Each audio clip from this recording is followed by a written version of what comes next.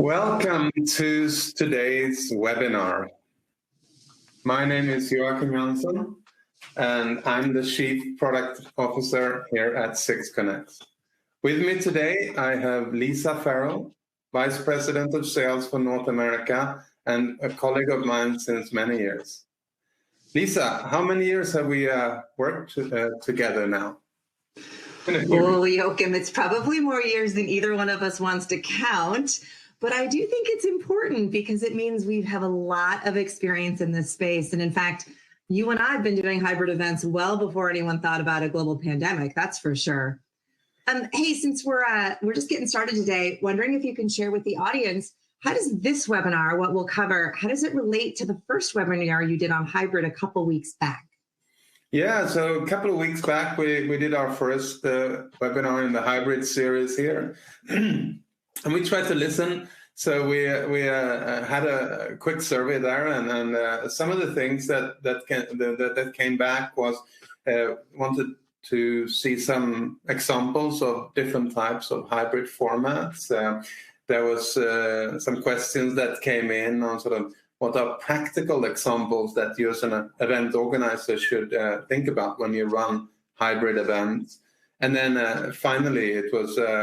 Also, sort of how can 6Connex technology sort of support a hybrid event?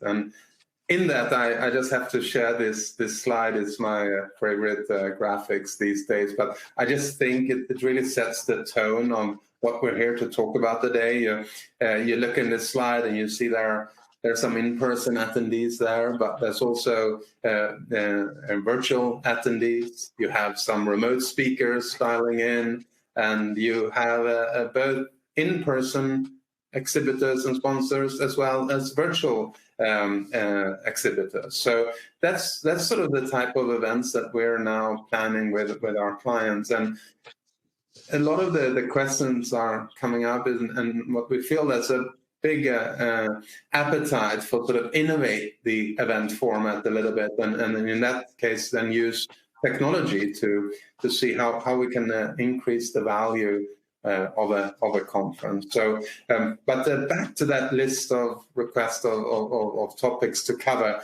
Lisa, take it away and share a little bit what we're going to go through here today.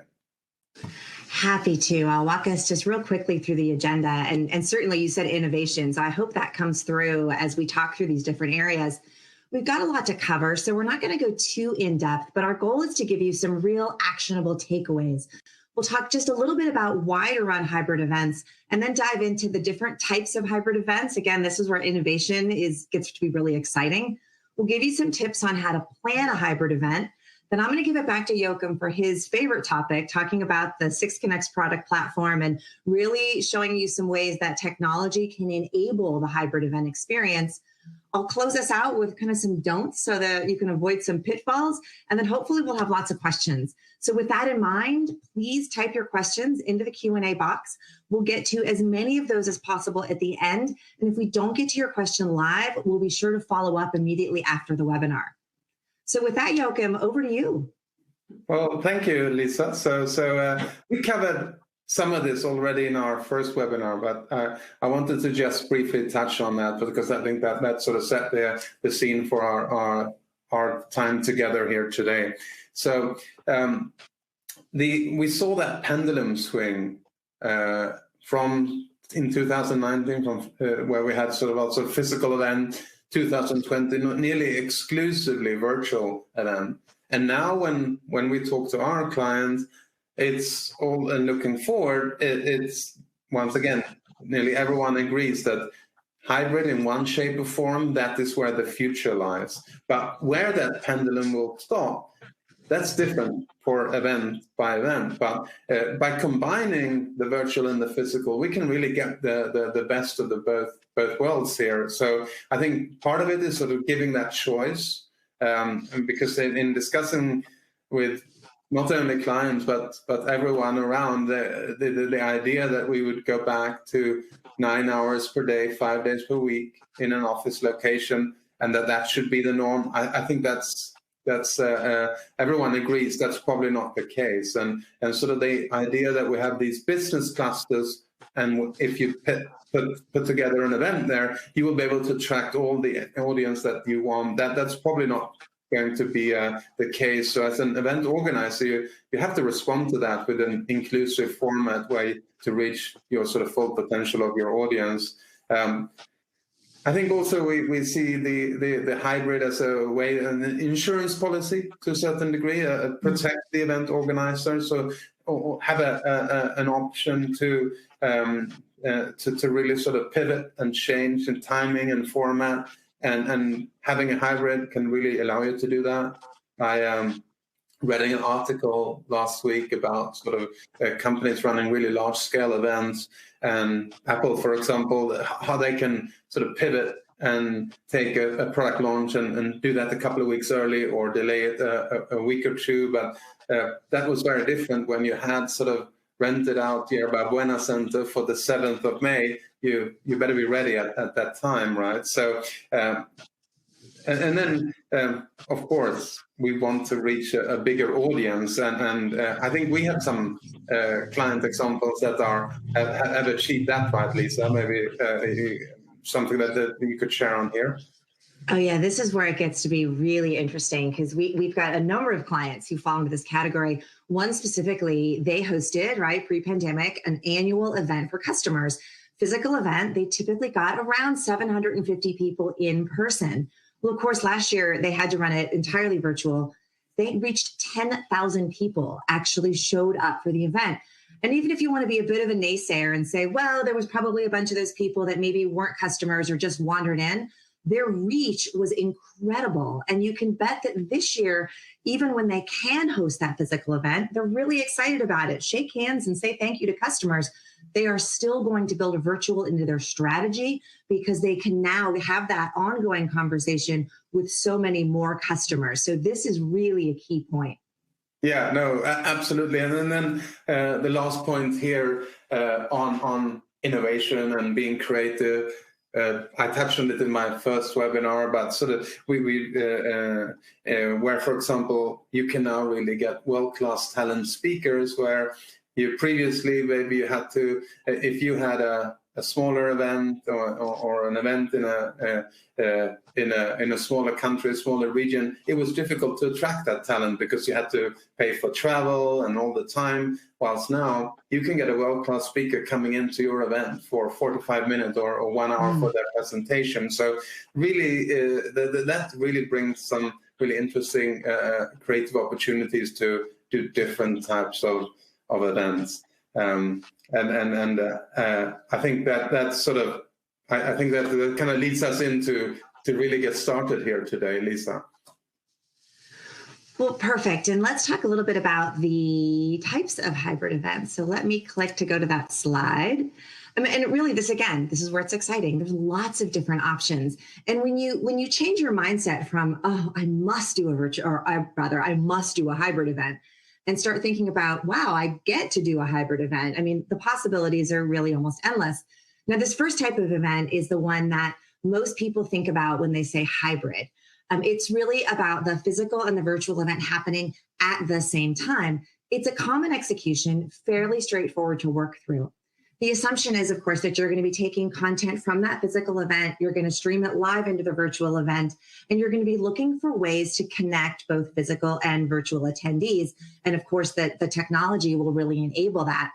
You also have more complexities. You have to think about things like a staffing plan for 2 events. I'll touch on that a bit later. But this is definitely a relatively straightforward execution. But I think when we start looking at the other event types, it again gets real interesting. So we call this next one virtual on demand. And really that's about recording the content from the physical event, placing it into a virtual venue for on-demand consumption. But here's the trick. Once you have a virtual venue, you can go from on demand to live anytime, because really when you get a few folks in that virtual environment, you have enabled opportunities for conversation and connection.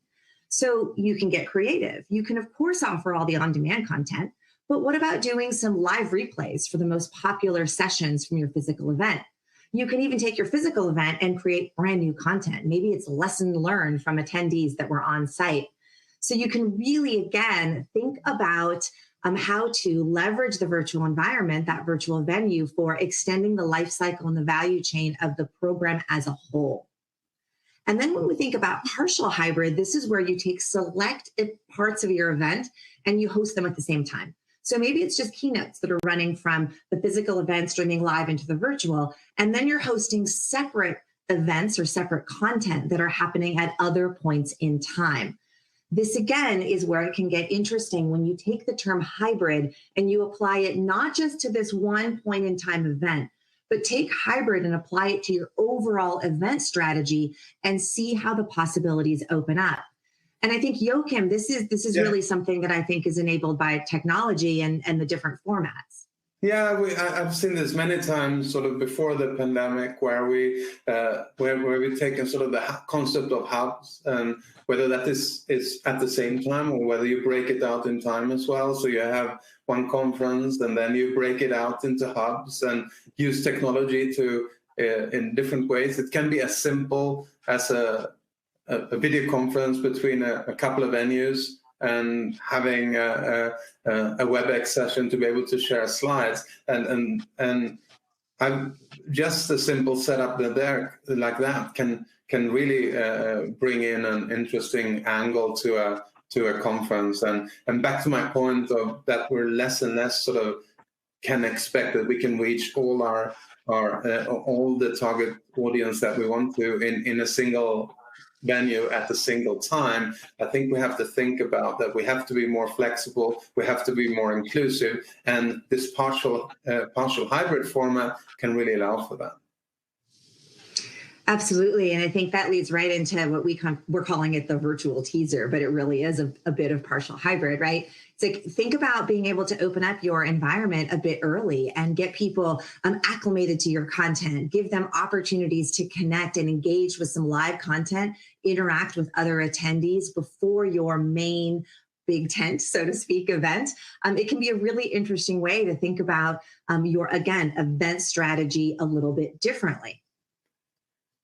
Yeah, and then I see many of our clients actually taking this approach now, because if you only had your physical event, there was no option. That's where all the content would happen. But if you have a virtual component into that in your hybrid event, then opportunities opens up. So let's do some pre-meeting sessions or some breakouts a week before the event, because we have that virtual component available. So using technology and doing that can bring a nice angle to what kind of mix and how you can build up your agenda for the live conference.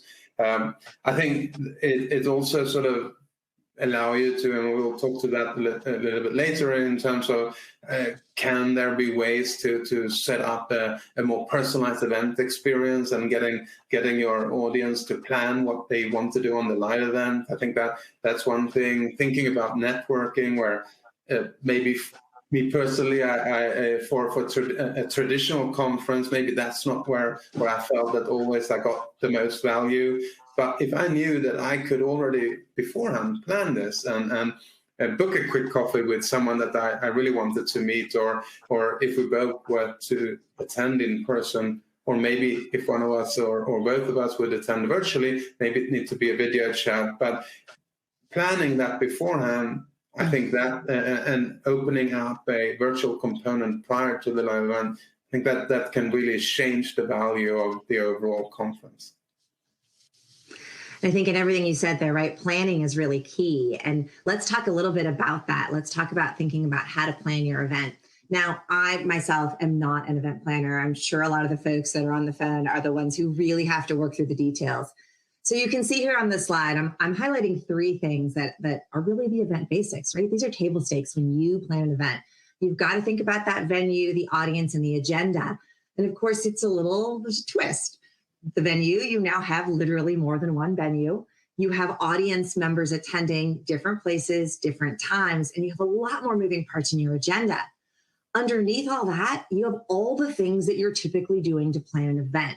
Thinking about registration, how are people going to print badges? How are you going to think about food and beverage? You haven't thought about that in a while, right? You've got to think about food and beverage, audio visual components, speaker management. there's a ton of details that you really have to think about. And again, I'm not here to tell you the basics of how to plan an event.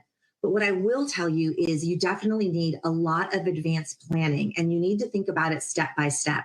I think one of the most important things we'll say is find an expert, partner with, and probably actually many experts. So partner with companies that have been doing this, that understand not just the life cycle of an event and all the moving parts, but really how to think about hybrid, how to leverage technology. We mentioned at the beginning how many years Joakim and I have been doing this. Well, it's important to note that 6Connex as a company is a veteran in the virtual event and hybrid event space. So we've built an amazing team of people who can help guide you. And in fact, not just guide you, but I would say our head of services has often said that our team will hold therapy sessions to kind of ease the stress a little bit, because again, there are a lot of moving parts. Absolutely, and maybe that's a new strand of our business, our 6Connex therapy. I'll speak to our CMO and see what kind of branding we can put on that.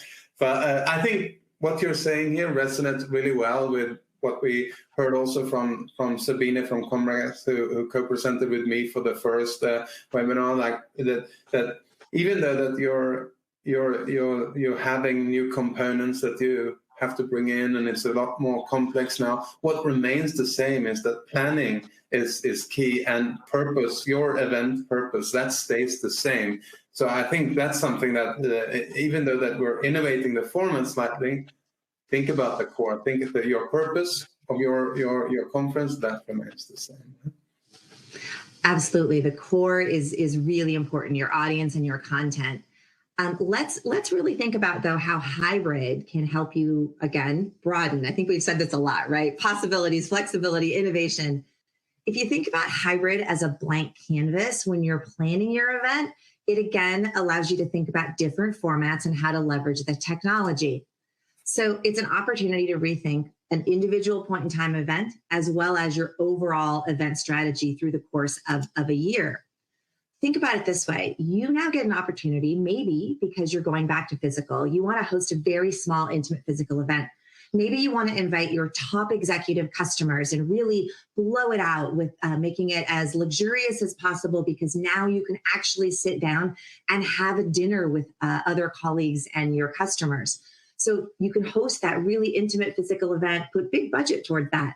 And then think about reaching that really broad audience by hosting a large virtual element that happens before, after, same time, partial, hybrid. And you can really think about, again, that big reach, because hosting it virtually isn't going to eat up the same budget as that really awesome, intimate physical event. The flip side is you can think about going as big as you possibly can physically, because gosh, I mean, I don't know about you, but I'm guessing everybody on this phone really misses actually shaking hands and looking people in the eye and seeing smiles. So if we can do that, if you can plan a big physical event in a particular location and get lots of people together, that's wonderful. Do that. And then add on select virtual elements to really complement your overall event strategy and event program. You might also really be more traditional and want to think about replicating that traditional physical event that you missed in 2020. And maybe for 2021, you want to bring that back and get as close as possible. You can certainly do that as well by managing or leveraging hybrid.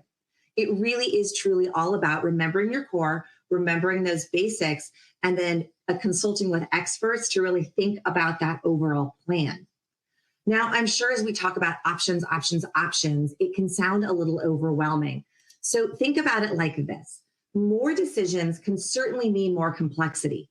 The takeaway from that is planning. Have a step-by-step plan and have the right partners. But also think that more options can allow you to simplify your overall event plan. So if you take it again to think about your overall event plan, not just the one event, we have customers who said, gosh, I used to plan 6, 7, 8, 9 physical events around the globe. They were costly. They were hard to coordinate. I had executives on planes all the time, flying all over. Lots of things can go wrong in that physical environment. Well, now that I understand how virtual can really help me, this particular company has said, okay, we are going to only plan 2 physical events because we can now, and we're excited to get back together with our customers and prospects. but we're going to plan 2 physical events for the year, and we're going to intersperse virtual events to bring people together throughout the year. So again, think about it as an overarching plan and find those points where you can actually simplify your life a little bit while bringing people back together in person. So with that, Joakim, I think you're going to really talk us through some real actionable things that the technology can help bring to life.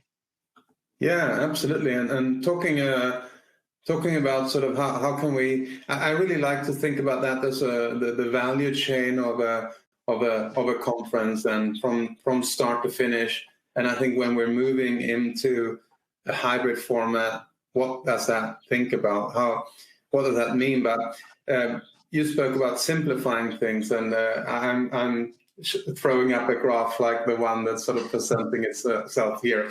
But what I want to do here, I know this slide has a lot of graphics on it. I'm not going to go through the entire every single step along the way here, but what I will do, I will pick out a few things that I really want to touch on to be able to give you an idea of how can technology help inside of this here. So to start off, before the event, and what can we do there to sort of really change the value that you're bringing your attendees and the value that your sponsors get out of it? So one of the things that sort of we see is a lot about how do we have this virtual component? Let's open it up early. We already talked about that, maybe running a few breakout sessions, but we also think about the agenda. And we've just launched a brand new tool. Those of you that were watching our product webcast last week, you heard about our My Agenda tool. But that's really about giving your attendees the control over their own event. This tool will allow you to create one or more tracks, assign attendees to all these different tracks. But then each person can then go in and say, well, I want to change part of that. I want to take out this session. I want to add this session, and really adjust it the way they want to run their personal experience.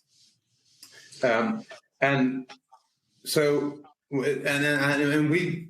I hope that you on the call also have heard this, because we have really gotten some really good feedback on the ability that what this means, because not only does it allow people to then plan their conference beforehand, but if you allow them to do that, well, what does that mean? Number one, well, they have invested time already. So even before coming to your actual conference, they are already invested in it, because I've created this very personalized conference experience, how I can maximize my time out of the conference. So that's really not only the ability to plan, but to get people emotionally involved, get them engaged with your conference already before the conference has even started, right?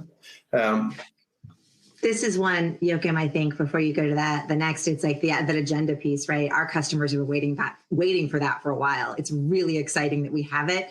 And I think we've done a great job at really thinking through how to allow attendees access. And I love the point you just made. If I am an attendee and I go in early to plan my day, I am absolutely invested in that event, whether it is in person or virtually. So that's really exciting. And we're getting a lot of great response to folks who are seeing that in action. Yeah, no, absolutely. I think that connection, engagement, interaction is running through this. And secondly, then, sort of, and I know some of this, we will share this as an infographics with you. So those of you that squint too much, don't worry about that. And we will share with you every step of the way what we're thinking about here. But I just wanted to then also sort of call out that item about being able to increase value, and in particular for sponsors. So something that happened last year was that we heard a lot of companies switching to virtual. The core conference, running the sessions, that went all well, and people were really surprised sort of the engagement they got. Some feedback that we got was sort of, how can we make it even more engaging, and how can we create more interactions with sponsors so we make sure that the value for our sponsors is the same? Well, we listened to that, and we developed a meeting scheduling tool. So this is aimed at allowing those reps, the sponsors, staff to be able to make themselves available for one-to-one session with attendees. And once again, we're going back to this attendee-centric virtual experience where I'm booking meetings with the people that I want to engage with, which is then different from the experience from someone else's game. So attendee-centric, we're really pushing that, and we really think that will make a difference for your conferences. I'm curious, Joakim, how do you think about attendee-centric versus personalized? How do those two relate? Yeah, so I think that's sort of, we really believe strongly in this element of allowing people that are coming to a conference to impact their experience. So the more invested they are in the conference, the more engaged they will be. They will stay longer, and that will then trickle through to more connections for the sponsor and a greater overall experience. So attendee-centric, we're a lot of the development that we're pushing through now that have come out here in the last week, and also our plans on the roadmap going through this year is for this. It's making sure that we deliver a really engaging environment for each attendee, and that environment, that experience might be different from attendee to attendee. And then last point here that I'll talk about today when it comes to sort of how can technology improve a conference? Well, matchmaking and networking, we know that is sort of a really hot topic to make those connections and get people doing more than just sort of passively being in a conference and on the receiving end. But our AI matchmaking module, that is really helping with that. So once again, that's something that we heard from last year. We listened to that, and you wanted to make sure that your attendees were engaged. So with this, I as an attendee, I can go in and I can look at who are the people that, from a profile point of view, can make sense for me to connect to. But not only what they've said when they registered, but also how they interacted inside of the conference. So what content did they visit? Which booth did they visit? And all this, we're then using machine learning. So it's not only sort of a quick filter, but really using machine learning, building up a recipe for serving up the right matches for you. So this, we think this will really drive sort of the engagement and the level of interactions that we get in a conference like this. But on the topic of engagement, why don't we take a second and try to do a little bit of hybrid event here? Can I ask you, take up your mobile phone, turn on the camera app, and scan that QR code there. So we're with that. That's a quick question coming up. When are you planning to do your next hybrid event? But this is just one way of making sure that we can engage users, and this is a really easy way to making sure that, back to my sort of overall strategy of how to drive a really exciting hybrid event experience. You could use QR codes both for people that are attending the physical booth as well as in the virtual booth, and we're making them connect. So that doesn't have to be a survey. It could be about how do you book a session with one of our experts. That I'm coming as a physical attendee. I'm visiting a physical booth. There's a QR code there for me to click on and use the meeting scheduling module, where I can schedule, maybe if this is an event in Italy, this company has some experts in Sweden that are participating virtually. So really crossing the boundaries with using technologies. And I think we have taken a really, really good step forward with what we brought out there over the next couple of weeks for the past couple of weeks. And this will bring out a really, really great hybrid experience and using technology to innovate that format. And Joakim, I love all these ideas. And I think what's interesting about the QR code, right? Like you said, you could walk up to an event at a physical event, walk up to the booth and scan the QR code. But gosh, because the 6Connex platform is so visual, right? The backgrounds can be truly anything, and you can use the signs that hang on the virtual venue walls. You can put the QR codes right there in front of folks, and being such a design forward platform, I think it really lends itself to things like that. And gosh, even think about using the QR codes for a buying show. I've had those used for years, again, well before we thought about hybrid. So it's a really great way to think about building those engagements before and after. And I think with all the things that we've recently launched, the feedback is pretty amazing. I could easily go into sales mode, so I'll stop that. But I will say, if anyone's watching and wants to learn more, again, our team would be super excited to chat with you. But as we think about again, these moving parts, what I wanted to touch on is just a few kind of don'ts with some positive do's. So some good reminders here for everyone. So first of all, don't think of it as one event. Remember, regardless of the format that you're doing, you are planning multiple unique events. That goes back to all those moving parts and the need to really have a step-by-step plan. This is not a single event, multiple events. You also really want to think about staffing. And this is something I say on a lot of calls with prospects and clients. Don't forget, if you are doing a synchronous event, you have to have people potentially staffing a physical booth and a virtual booth at the same time. So really think through who you have available and how you're going to create a staffing plan that's going to support your attendees without overtaxing you and your sponsors. Also, don't underestimate AV production needs. So if you're doing a physical event, you're at a convention center, you're at a hotel, they probably have AV support. Make sure that if you are looking to record for virtual or you're looking to stream live, that you're hiring a team that understands virtual, that really thinks about how to live stream that content. That's really important. And then, speaking of streaming live, don't just stream live. Don't think about it as literally just putting a camera on your presenters on the main stage and streaming it live. Make sure you have a virtual event partner that understands how to make those connections, whether it's literally just how to get connections from the virtual audience in front of the presenters on stage, or really other ways to think about making it a true experience for all of your attendees, regardless of the where and when they are attending. And then finally, don't fall back on your physical experience. Even if you choose to go with that, I really want to replicate the traditional physical event and I'm going to have it happen virtually as well. Even if that's what you're thinking of, great.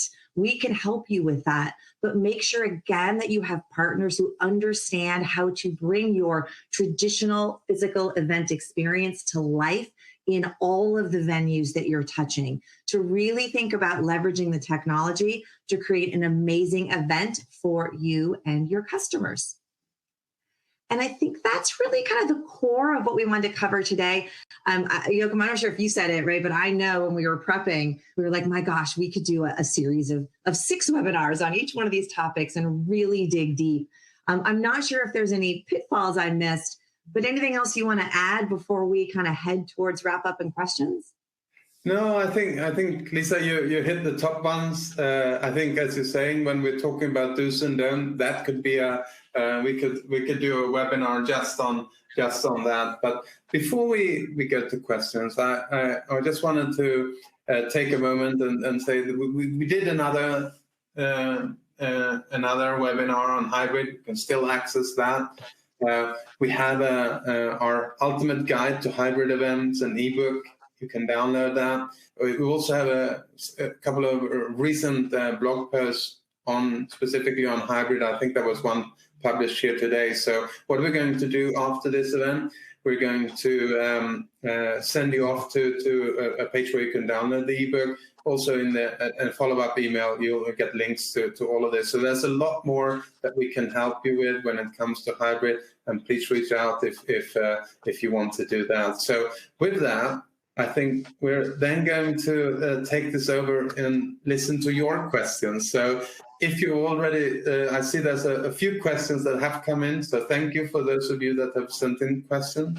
The rest of you, please keep the question coming, and hopefully we can then get through to as many of them as possible and answer your questions. But going to see if I can pick out a few here. So this one here is for you, Lisa. It says you talked about not just stream live, but what are the other things you can think about? You should think about when you're sort of taking a physical event and not just stream it live to make it hybrid, but what are the other things that they should plan for? Oh gosh, I think there's so many ways you can think about this, right? So I mentioned making sure that you take questions from the virtual audience to tee them up to the physical presenters. But you can even, for sticking with those presentations, right? You can now think about, to your point of getting a really high level celebrity speaker, think about having your physical event happening on stage and then connecting in somebody who's just like that face appears behind the physical speakers, making sure that that's another way to think about those connections. And then it's thinking about, what are you asking your physical and virtual attendees to do post each session? So how are you going to give them reasons to talk to each other? You, of course, are going to have AI matchmaking, but you don't want to rely just on that. You want to think about creating times and places in the agenda to get people to talk to each other, whether it is a host of chat sessions, and you can certainly leverage some video tools to do that, where folks in the physical world and the virtual world are doing their own breakouts for networking on different topics. It's getting both physical and virtual attendees over to a booth to view demos that could be happening in real time in two places or in one place streaming. This is an area where we could spend a lot of time. And I think what's great is if you are working with 6Connex and you have a project manager, this is where you're going to talk to the program visionary, to someone working with you week by week to think about your event and where you can take it beyond just streaming live. Yeah, no, absolutely. That whole idea of in making sure people are engaged, making sure there are ways that people interact and plan that into the agenda. Absolutely. So another question here. So moving from physical to hybrid will no doubt add costs.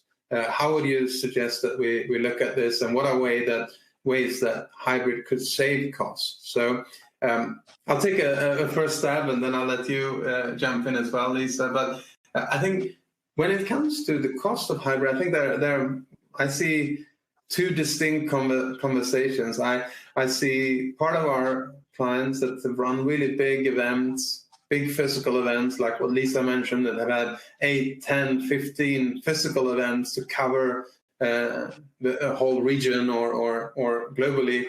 And in those cases, it's not so much about that. Then we can reduce the number of physical locations, maybe have just a couple of the hub ones, the key location. There you do a physical event, and then the rest of the audience, you're bringing them in virtually. So in that case, if you're reducing down from running 10 physical locations to just running 3 and then virtual, then that's definitely a cost-saving exercise.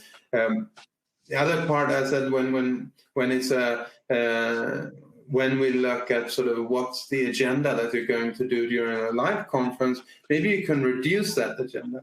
If we have this virtual component that can open early and you run a few breakouts before, maybe you do take some of the sessions that you normally would do live, but you do those a week after or 2 weeks after, then you're reducing the demands that you have in terms of space and time for your physical conference. So those are just two ways to sort of, when we specifically look at reducing cost. I don't know, Lisa, if you have anyone else that you wanted to touch on as well? So costs, right? It's like if you look to run we're having lots of these conversations. So I'm going to do my conference. I'm going to have 125 sessions in my event as a whole. I'm hosting it physically and I want to stream everything live into the virtual event. That can get costly. And we have a lot of those conversations because some of those production elements can be complicated, and it can be costly to hire the right equipment and people on staff and stream it live into virtual. This is where you really want to think about cost from the perspective of how do you leverage the virtual venue for the different types of events? What do you really need to accomplish in virtual versus physical? And again, open up the execution beyond just everything happening at that point in time. So that's one way to think about costs. The other thing I want to make sure we mention is if you're really invested in getting back to in-person and you need to put the bulk of your budget into that physical event, we get it, but you're going to want to have that virtual environment, that virtual venue for insurance policy. We know that's important to have. You've got to have it for comfort. And then all the other reasons we've talked about.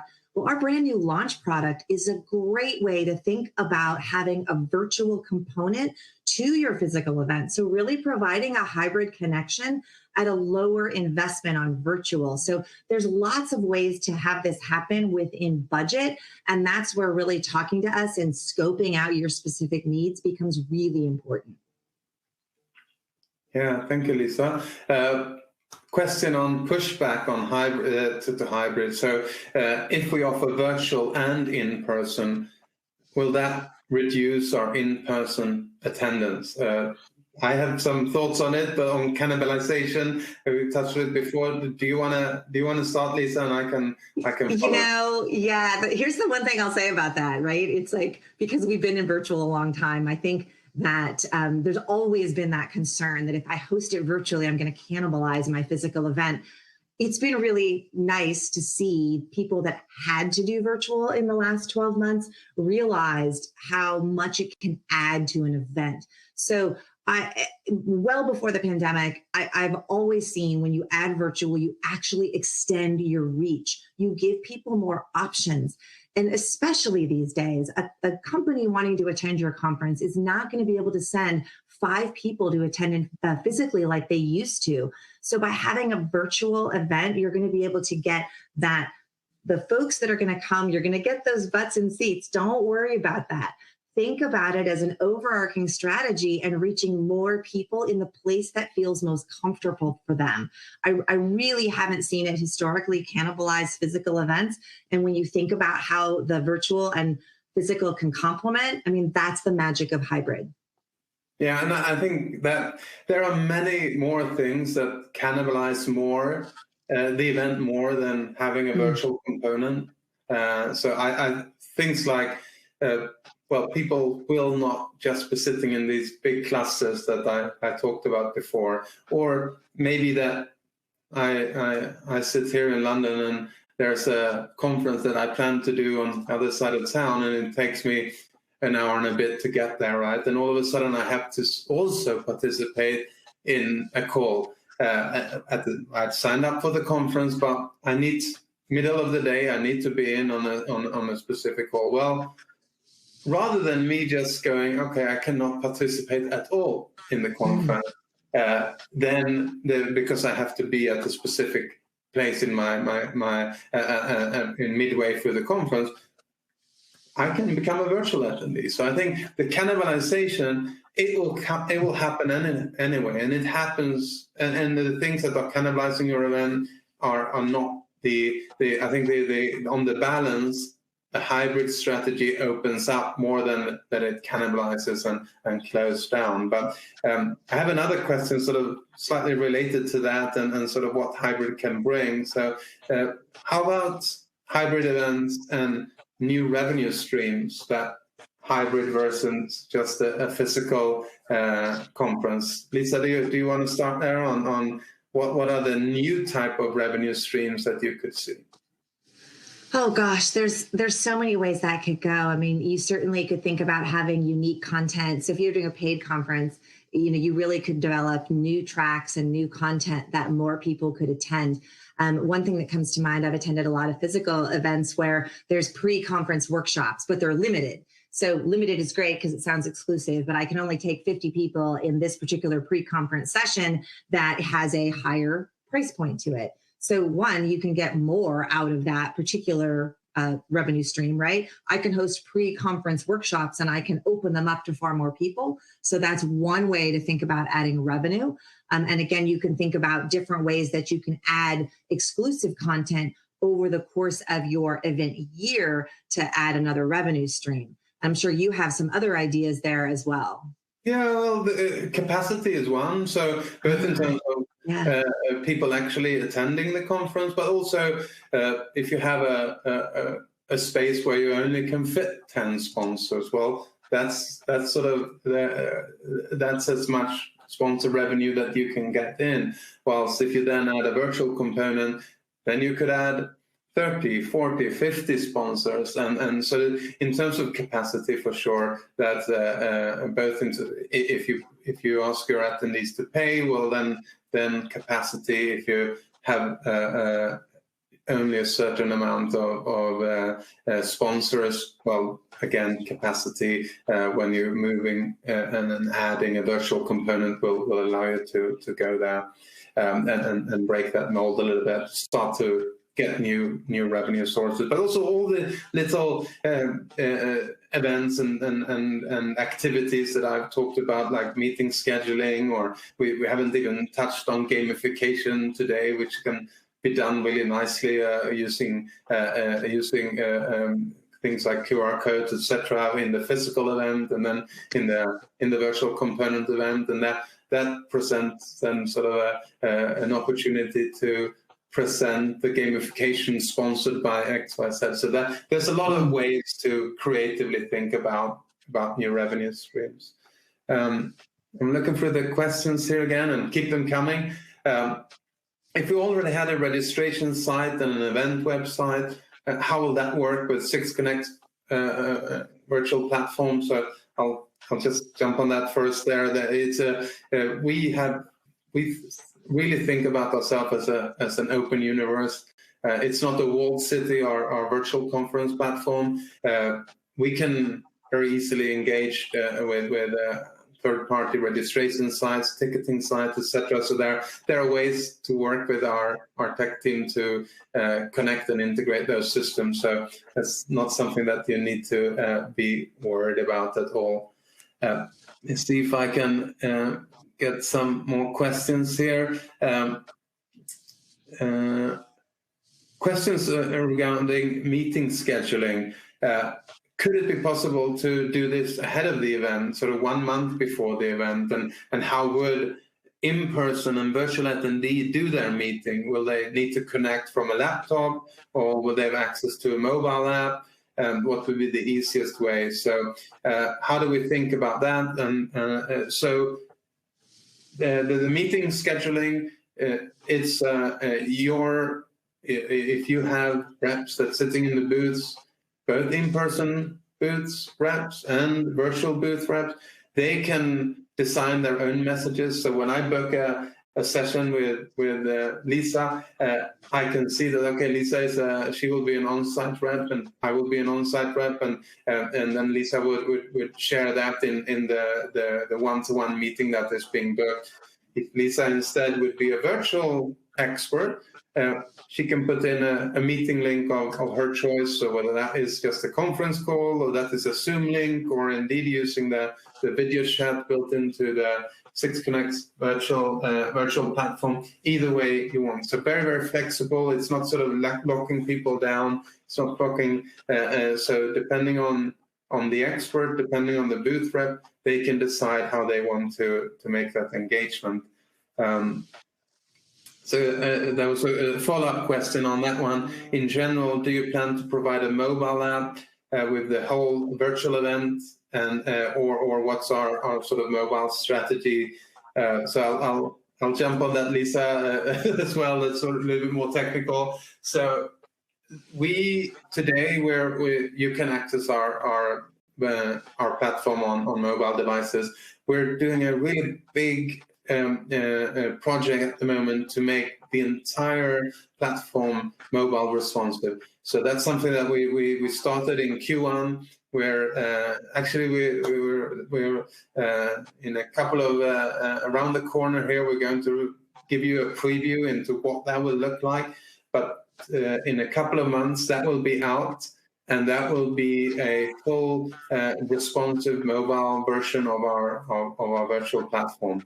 Now, that's not the end of our mobile strategy, because that's the first step of making sure that everything is responsive and you can come in on any type of device. We are then further in our roadmap. We have the plans later in the year to also look at different ways of attending on a mobile. So I don't think that the right way for an in-person attendee to having to go through the entire virtual conference component if they want to engage with matchmaking or schedule a meeting with an expert. So they're already now putting plans to what that will look like, if that will be a mobile app or whether that will be a different mobile login to a more of a web app rather than a native app, where that's still to be seen, but effectively we are going to provide a more in-person focused virtual platform, where the things like matchmaking, things like meeting scheduling will be more prominent. And then also there was a question here, will Q&A systems exist both for physical and virtual event? Same there, in that in-person virtual component, there you will have Q&A, so that we really think about, sort of, if we go back to that slide that I had that showed sort of the whole hybrid end-to-end space, that is there you will try to connect as many of those components as possible. So question is be able to ask questions, answering polls, etc. That will all come, even if you're an in-person or a virtual attendee, it will all filter through to one bucket here. I'm going to see if I have more questions here that are coming in. There's some questions around what we want for the next webinar. So thank you for that. There was a question about the responsiveness for mobile devices. So we've already touched on that. Please keep the questions coming if you have more. There's a question here on how will switching from virtual on demand to doing a truly live virtual event, and maybe that's something that you could touch on, Lisa, in terms of sort of these different event types, like what are we looking at, virtual on demand only or virtual live only? What are the things that people should balance? What should they consider there? There's a lot of things to consider, right? And it really is thinking about taking your virtual venue and then keeping that as a persistent place where people can access your content. And you have the ability to have literally doorways, open and close your front door as many times as you want during the course of 12 months. So thinking about having it available, whether it's that teaser, I'm going to host something live and then I'm going to close the door and get everybody excited for the big live event that's going to happen synchronous, right? Everyone's attending at the same time. So you can host pre-event. You can then have everybody at the same time. You can close the door again. You can leave the door open long-term. So it's a tough question to answer because it really comes down to, what are you trying to accomplish? What is each event producer trying to accomplish? What's that core, going back to those basics of who's your audience and what are you really trying to get out of them? So it goes back to that planning and having the ability to talk to a program visionary and a project manager who can help you think through that plan.